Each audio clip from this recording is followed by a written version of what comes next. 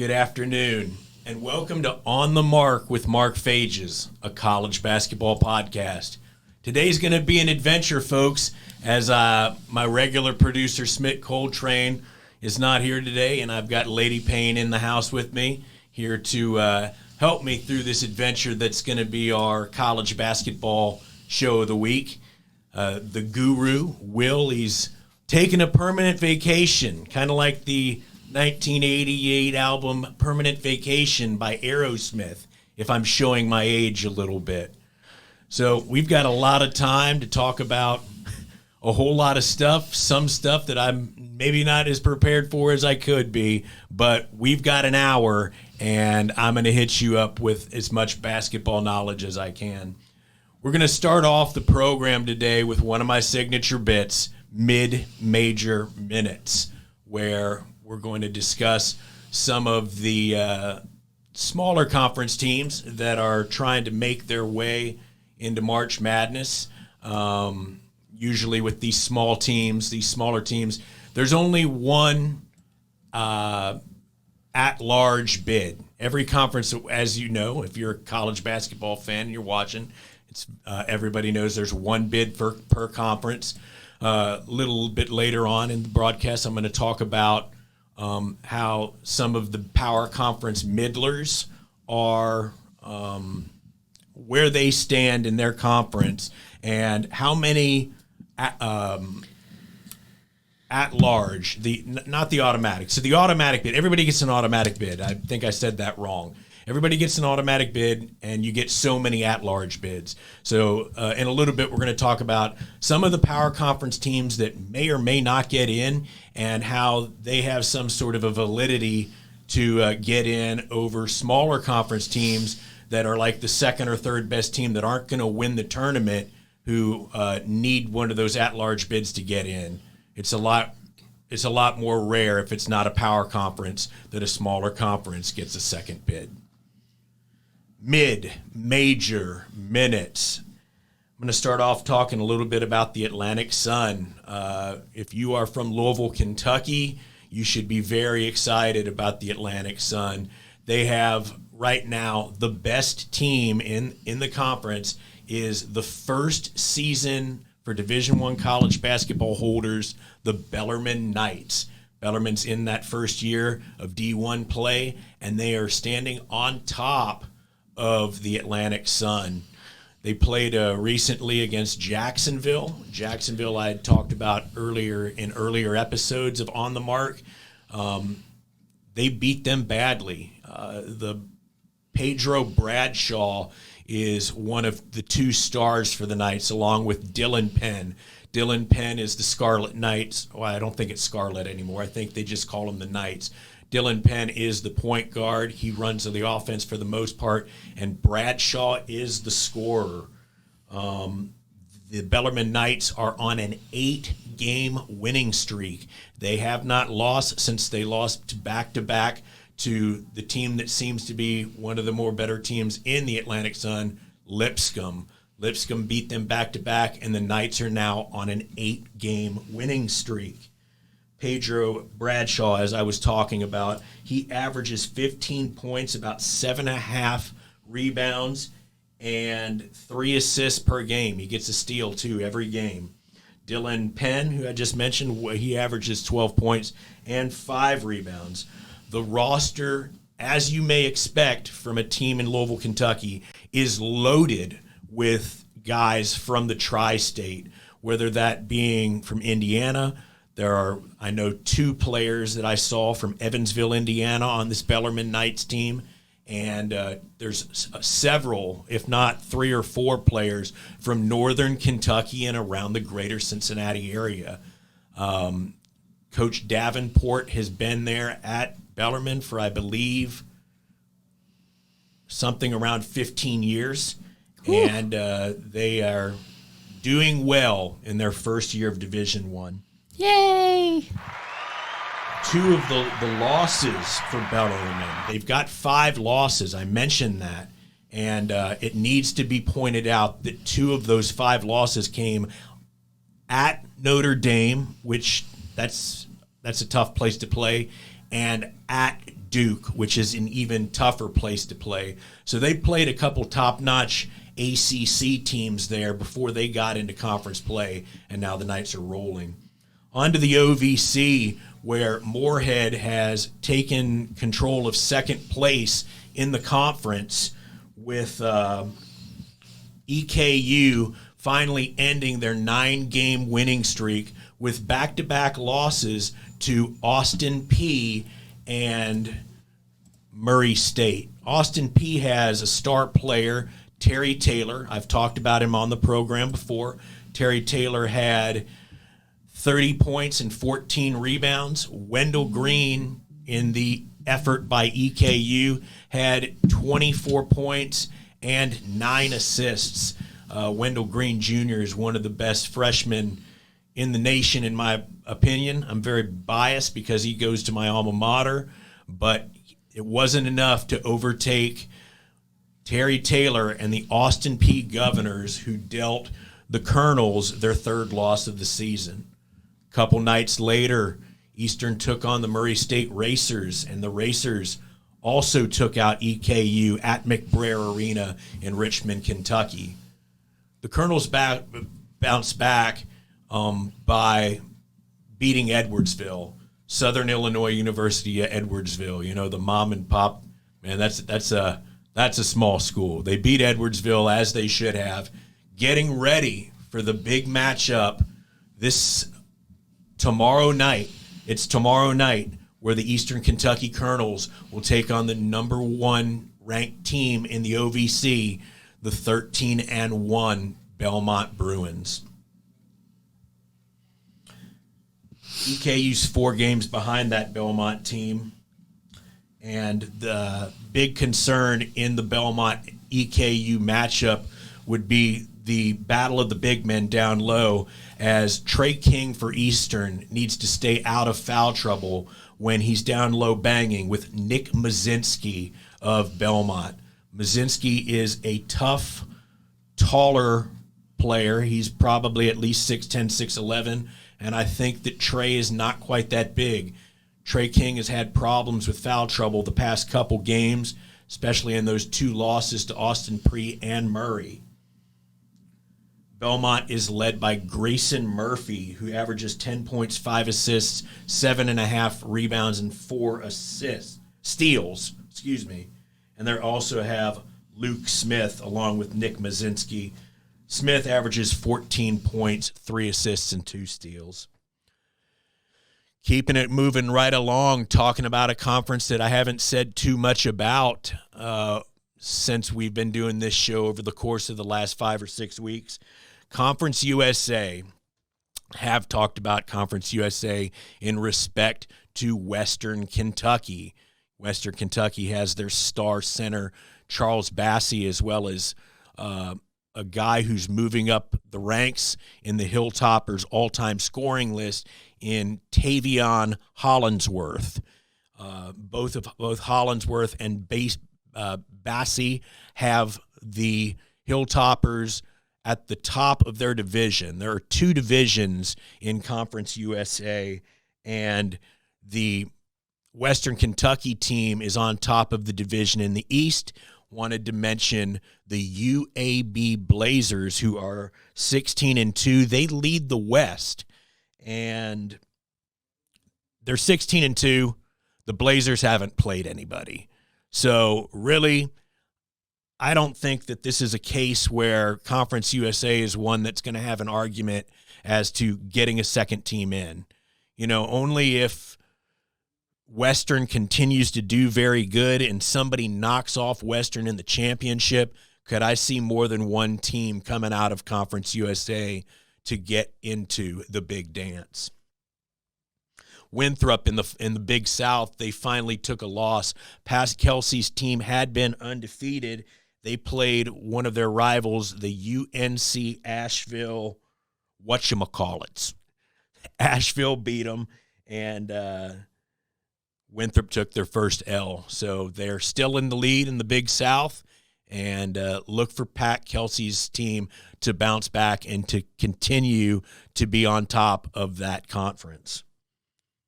Drake, the number 25 team in the country last week, had to drop out of the rankings because they finally took their first loss of the season. So Winthrop lost last week, as well as Drake. Drake lost to Valpo, a conference foe in the Valley, the Missouri Valley Conference. And the Valpo team beat Drake handily. They were led by Shawnquan Hemphill, who scores 12 points. He had 10 rebounds and 2 assists against the Bulldogs of Drake. I'm going to move on and talk a little bit about, or maybe even a lot about, the Atlantic 10 Conference. That's right, my favorite mid-major conference. They should just call it Phage's Favorites. We were going to do a bit, folks, before we established the order of the show and how the show went, and I guess that never made it in, but maybe that's because I really like the Atlantic 10, and they're kind of one of my favorites. I don't know. The Bonnies of St. Bonaventure, they have been on top of the Atlantic 10 and been paying a lot of attention to St. Louis, who's been hit by the COVID bug. And it's funny to watch the standings when you look at the Atlantic 10 because St. Louis is one of the best teams in the Atlantic 10, but when you look at the standings, they're all the way down near the bottom. There's only like St. Joe's and Fordham that are underneath them, and it's because since they've returned from that COVID break and come back, they're 1-2 in the conference. So yeah, they're 1-2 in the conference, but that one win is against St. Bonaventure. Mark Schmidt's team finally lost a game, but they'd still remain in first place. The Bonnies are led by Asun Asonye. Asonye averages 10 points, 10 rebounds, and 2 blocks. We do have a comment. Somebody's calling in. Somebody's dialing in. So Pretty Boy Champ is asking, are any of these teams Final Four material? Not in the mid-majors, but the reason you pay attention to the mid-majors is the fun and how much people celebrate Cinderella stories. And that's why you follow mid-major programs, because it's fun if you can pick something up about a smaller team and then they make the dance and have like a huge win. Like, wasn't it Maryland, Kansas, KC? It's those Maryland schools have counties. So I think it was UMKC that was the one that beat Virginia, I think, right? A couple years ago. And the whole reason we look at these mid-majors is to see how the conferences develop and to see if they can get more than one team in. The Atlantic 10 is one of those schools. And last year, Todd, I would tell you that Dayton would have been a Final Four team. They've only lost 2 losses last year against Colorado and against Kansas in overtime. They beat their rival St. Louis in overtime. And so with 2 losses, Dayton, I see the timer. I think we're going to keep going for a little bit. Is that all right, Deb? That's perfectly fine. This is your show. I'm just right. running it. I feel like the flow is going pretty well, so we're just going to keep it moving right along. Last year, Dayton was at least an Elite Eight. I think that they would definitely have made it past the first weekend. It would have been an upset if Dayton hadn't gone. As for this year, though, Todd, probably not. Haven't seen somebody that could pop out like that. I do like St. Louis. St. Louis has size. St. Louis has depth, but St. Louis is also one of those programs that's caught that COVID bug a couple times. And it's really hard to say with this whole COVID thing going on, who's going to make it in. And it was something that I wanted to talk to the guru about today, and it's something that we'll talk to the guru about next week. And that's, I'll just go ahead and go into it. We'll get back to the Atlantic 10. These teams that are in these power conferences that are flirting with getting in the dance, teams like Kansas has been ranked. They just got knocked out of the rankings. Indiana, Rutgers, Oklahoma State, LSU, Georgia, Florida. Guru was talking about Stanford, Oregon, Colorado. All these teams that I'm mentioning are good teams, but they're either out of the rankings or they're in the middle of the pack where, I'll give you an example. In the Big 12, there are 7 of the 10 teams in the Big 12 are ranked. So that means 7 out of those teams are going to get in. In the Big 10, you have 6 teams that are ranked in the top 25. If you're ranked, you're getting in. And it depends on when you're looking at the AP top 25 and you're looking at those next 15 schools outside the top 25. Pay attention to that and these other middlers, I'll call them. Teams from power conferences that have maybe one too many losses or maybe one too little wins. You know, with being held out of play, what are the requirements to get in? And can a bigger school whose conference already has 5 or 6 teams in, should they get in over Drake, let's say? Drake just lost. They're in a conference with Loyola. Loyola was a Final Four team. Which of these mid-major conferences are going to get a second bid? Because there are going to be conferences that get a second bid, but the committee has got to they've got to decide which one of these mid-majors, these second place mid-majors, are better than the power conference middlers. So I hope that makes sense. I hope that that's something that you'll think about over the course of the next few weeks, going into when we have Selection Sunday. So be paying attention to if the smaller conference can get a team in. Davidson, the Wildcats, are 10-5, and they're pretty high up in the rankings in the A10. They lost to High Point and Charlotte, and they're led by Keelan Grady. There's a lot of talk about Keelan Grady for Bob McKillop's Wildcats. Keelan Grady averages 17 points and 15 rebounds a game. He gets high praise in all sorts of publications. People talk about Keelan Grady. The thing I noticed, though, and he's a guard, is that he only shoots 62% from the free throw line. It's just, in my opinion, it's something that I was always raised on, that the guards especially need to hit a high percentage from the free throw line. Free throws win ball games. That's the way it's going to be until they institute the Elam ending. Don't know if that's ever going to happen, but that's not the way it is now. So it's imperative for teams, especially in close games, that to be able to hit their free throws. VCU is something big we're going to talk about. They decimated Dayton a couple weeks ago, and they also beat LaSalle. Nashawn Highland had 24 points, 4 assists, and was 11 for 12. There's a guy who can hit his free throws. Nashawn Highland of VCU. Dayton came back from the loss against VCU, and they beat St. Louis and Rhodey back-to-back. Right now, Dayton is one of those schools, and the Atlantic 10, because the Atlantic 10 is a mid-major conference. It's a high mid-major conference, but it's one of those things where it's a very good conference. And the Atlantic 10 will get their automatic bid, and they will get at least 2. I predicted it at the beginning of the year that they would get 3 total, 3 teams total. But realistically, the way this conference is, they've proven themselves beating some good teams from other conferences, better conferences. And at this point, I could see even 4 teams from the Atlantic 10 going.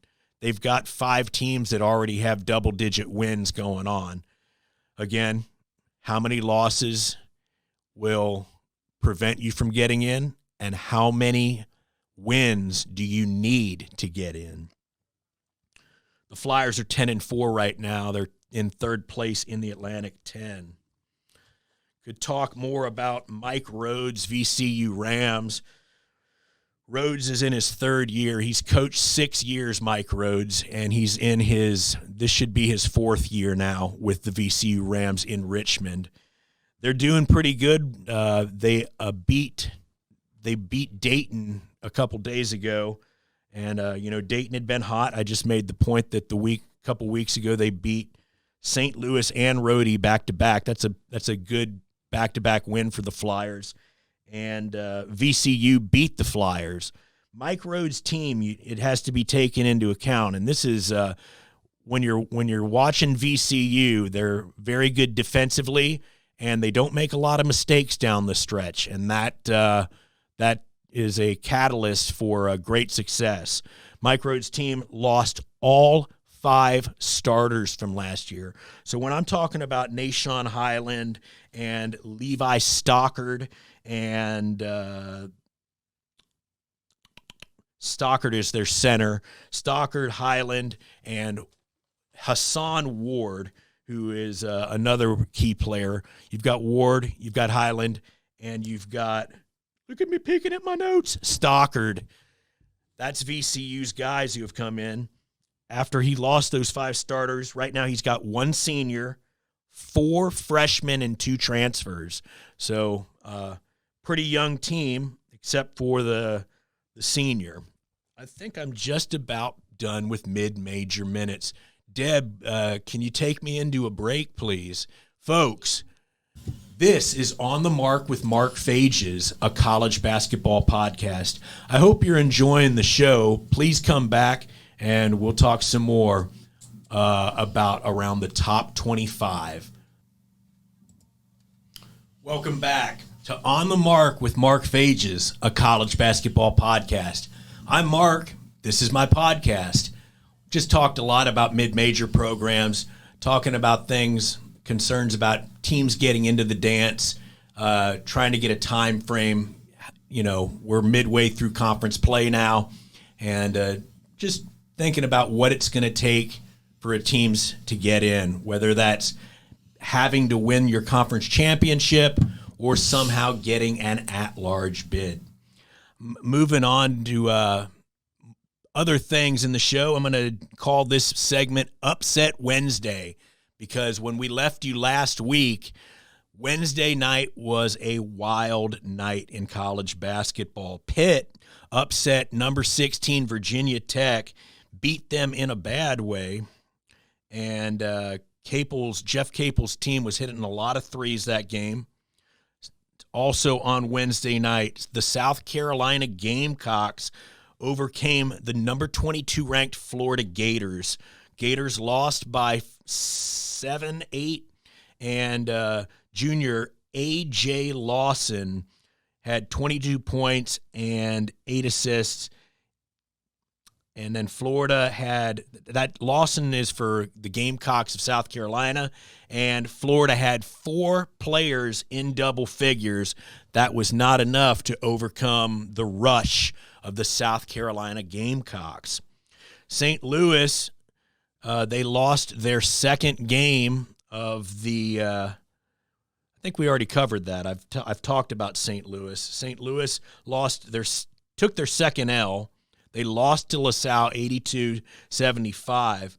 LaSalle has a balanced scoring attack led by a guy named David Beatty. Beatty averages 22 points.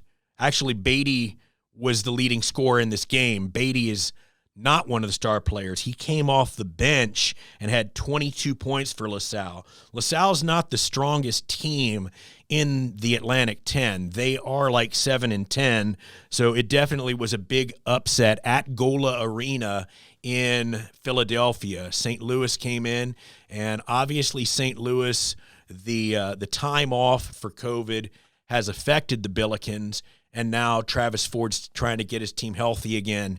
And once they're healthy, they can be dangerous. But there are a lot of other teams lurking in the A10. Found myself back in the A10, folks. It must be an A10 day. Number 5, Houston it should have been in the mid-major minute conversations, but at number 5, that's a pretty good ranking. They fall to ECU. Ooh, that's not good, Houston. Kelvin Sampson's team loses to a not very good Eastern Carolina team by 9. Eastern Carolina's lead scorer was Dejan Giroux. Giroux sounds French or something, doesn't it, Deb? 25 points. No, he was playing for Houston. Dejan Giroux, one of Kelvin Sampson's dogs for the Cougars. Number 3, Nova. This is still Upset Wednesday, ladies and gentlemen. Number 3, Nova loses to St. John's. St. John's point guard, Posh Alexander, had a coming-out game with 16 points, 6 assists, 4 rebounds, and 3 steals. If you don't know the name, start to learn the name, Posh Alexander, because St. Louis is one of a few teams in the Big East who they've got double-digit wins, but I also think they probably have 1 or 2 too many losses. They are a team, and the Big East is a power conference. St. John's should be thrown in there in the middlers, depending on how they fare from here on out. It looks like Nova losing to St. John's, they might have been affected too, the same way I talked about St. Louis being affected by the COVID stuff, because Jay Wright's team, as you may have known a few weeks back, Jay Wright had COVID, so it had forced Nova out. And when that happens, it's just, you have no practice, you can't do anything, so it can really mess a team's momentum up, especially if they're doing real well. And Nova took that loss to St. John's. Mike Anderson has brought the Johnnies back into prominence. Number 15, Creighton lost. More from Upset Wednesday. They got beat by Georgetown by 7 points. Patrick Ewing's doing his best to get that Georgetown program up and running to the standards that Georgetown basketball is supposed to. It's not really. They're not one of the best teams, but hey, they just beat Creighton. It just goes to show, especially in a power conference, how strong power conference teams are. There's no off night. Whoever you're playing, you're going to have to be ready, because if you're not, one of the lesser teams can have a really good night and take you out. Moving on to Saturday, the Missouri Tigers, who the Guru, we're going to have to talk about this Guru. The Guru, who's my friend is absent today. I wanted to talk to him about this Missouri-Alabama meeting where Bama, who we've been real high on, we've been praising Alabama for about 3 weeks, and they've caught a couple losses, I believe, since.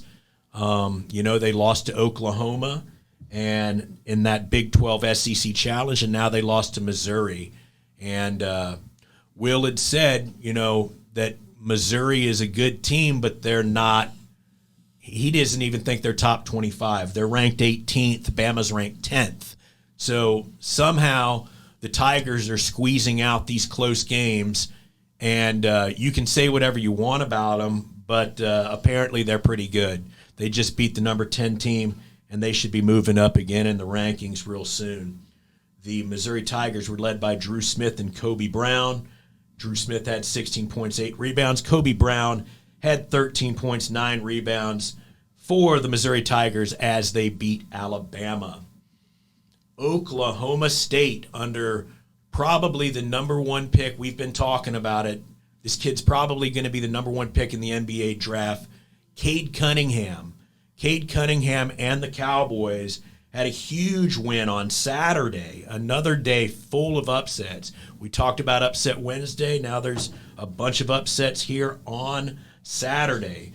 The Cowboys beat the number 6 ranked team in the country, the Texas Longhorns, in double overtime behind Caleb Boone, who had 22 points, 15 rebounds, and 5 blocks for Caleb Boone. Oklahoma, the number 9 team in the country, who's been doing very well lately in probably the toughest power conference, the toughest conference in basketball, the Big 12. Oklahoma took out Iowa State, one of the lesser teams in the conference, 79-72. OU bounces back from a loss to Texas Tech. That upper echelon of teams in the Big 12, it's going to be tough to beat any of them. But when you think about how tough Texas Tech, Texas, and Oklahoma, to name a few, as well as even Oklahoma State, is as tough as you may think they are, remember how much better Baylor supposedly is. Nobody can beat Baylor. Is there anybody in the country that can beat Baylor? Of course, all eyes go to Gonzaga, and we just don't know until we get to the tournament. We've talked about the concerns with Gonzaga as I kind of shift here a little bit. Talked about it last week. Gonzaga, they had a good non-conference schedule. That's something that Mark Few has made sure, especially in getting better recruits, that they have to play a good non-conference schedule, because when they come into their conference play, there aren't a whole lot of teams that are going to give them much trouble. They played BYU. Pretty sure they beat BYU. But Gonzaga would be the team that would threaten Baylor right now. So, I mean, in anyone's Final Four right now, probably everyone has Gonzaga and Baylor, and then pick your other two. You could pick Michigan. Ohio State's coming on real strong right now. But beyond Gonzaga and Baylor as the top two teams in the country, the drop-off to 3 is significant. It's anybody's game. So, I've already talked about the middlers and paying attention to their wins and losses and how they could fare, or how that another smaller team could fare in getting a bid to the dance after not winning the conference championship. Covered that. Illinois, the 12th team in the country, held off the 19th team, Wisconsin, 75-60. Kofi Cockburn, the superstar player for Illinois, had 23 points, 14 rebounds, and a block. His cohort, Ayo Dosunmu, both of these guys are NBA players, Dosunmu and Cockburn. Dosunmu added 21 points, 12 rebounds, 12 assists, 2 steals.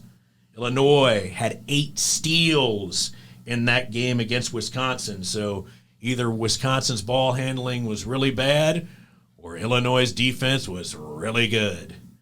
And that's about it on that one. Other ranked teams that won on Saturday: Houston, number 14, Virginia. Creighton came back from that loss against Georgetown, and they won. Virginia Tech, the number 16 team in the country, made a win. And you've also got Mick Cronin's 21-ranked UCLA Bruins, who won. And finally, the last ranked team that won on Saturday is the Purdue Boilermakers, who won in the Big Ten. Okay, we've come along. I think it's probably time to take another break there, Deb, if we can get ourselves ready to go. You got it. Deb, thank you so much for being here. Really appreciate you sitting in here with me today. Folks, you are watching On the Mark with Mark Fages. I'm Mark. This is my college basketball podcast. Come back for one final segment. Stay tuned. In sports, you want to have a player that can get the job done right every time. A real all-star, somebody that's dependable and you can turn to when the game is tough. That player in the audio-video industry is the theater people. From setting up your home's Wi-Fi network and offices, conference rooms, to setting up home theater inside or outside, to setting up the systems to make your home run smarter and safer as well. The theater people can do it all with the quality of professionalism you can expect every single time. That isn't just a great all-around player, that is an all-star. That is why we are the leaders in audiovisual installation in Central Ohio. So call us at 614-604-6327 or check out our website at ttpcolumbus.com to figure out which products will fit you. And don't forget, amplify your personality with the theater. Do you have design ideas for t-shirts but you're not sure where to go? Go to Mojo Sports Gear. That's right, Mojo Sports Gear. At Mojo Sports Gear, you can get custom-made shirts. Whatever design you need, Mojo Sports Gear can provide it. Don't forget to grab a custom-made cap on your way out and rock the best headgear in the game. Give them a call at 614-864-6656. That's 614-864-6656. Hey, welcome back to On the Mark with Mark Phages. I'm Mark. This is my college basketball podcast. Talked a whole bunch about mid-majors today. Been talking about stuff, all the huge upsets that happened on Wednesday and Saturday night. Both Saturday and Wednesday were full of upsets. It was an exciting week in college basketball. Going to kind of talk a little bit about the Big Ten here. And, hey, Deb, could you hit the timer, please? And, so we're going to talk a little bit about the Big Ten. And just found out yesterday, actually, big news that the Big Ten championship is going to be moved to Indianapolis. Now, they haven't said where the Big Ten championship will be played. You know, under the circumstances of not having a lot of fans, I would imagine it won't be necessary to use Lucas Oil Field. So if they're in Indianapolis, and that would either mean that Big Ten championship, if it's in Indy, it's either going to be at Conseco, if I don't know if I'm up to date on the name, where the Pacers play, or either Hinkle Fieldhouse, which of course Hinkle Fieldhouse is always an excellent backdrop for any sort of basketball game. You know, Hinkle is legendary. It was in the movie Hoosiers with Gene Hackman, and so I mean, I'm sure that it's going to be either Hinkle or where the Pacers play for the Big Ten championship to be played in Indianapolis. Indiana won a big game on Sunday. Moving to Sunday, the Hoosiers beat Iowa. Iowa has been having a hard time. They've lost their last two games. The game against Indiana ended with star guard Armand Franklin for the Hoosiers doing a crossover dribble where he went to the wing, and it was not a three. It was a 2-point perimeter shot that pretty much sealed the deal for the Hoosiers as they upset a staggering Iowa Hawkeyes team. The Hawkeyes have actually gotten into a similar predicament that we talked about Minnesota getting into a couple weeks ago. Minnesota had those bookend double losses in between beating Michigan, the only team to beat Michigan. It's a similar thing for Iowa, as they've lost their last two, but lost 4 of their last 5. Their last win was 3 games ago against a reeling Michigan State team who's having, of course, as we talked last week, Izzo and the Michigan State Spartans are kind of having an off year.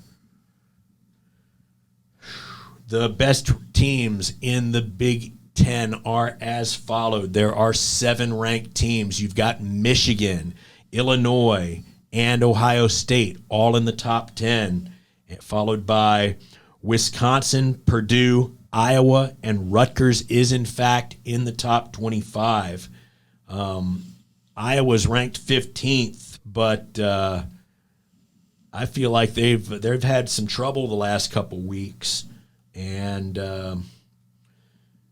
it really looks like it's going to be up between Michigan and Ohio State, but you can't sleep on Illinois because Illinois' got those 2 dangerous weapons we talked about in Cockburn and DeSunmu.